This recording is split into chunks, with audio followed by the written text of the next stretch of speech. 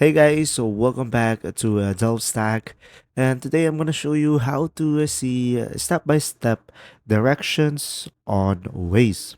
So to do this, first is of course open up your Waze application into your device.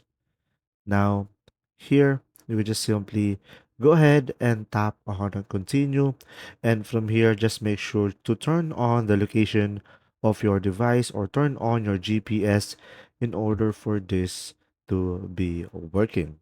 Now, after that, of course, from here, you would just simply select where to.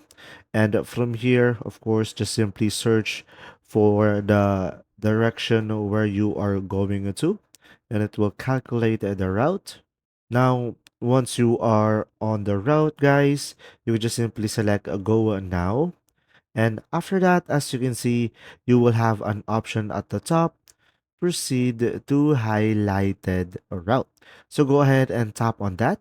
And from here, as you can see, you should be able to see the step by step direction on the ways along the way.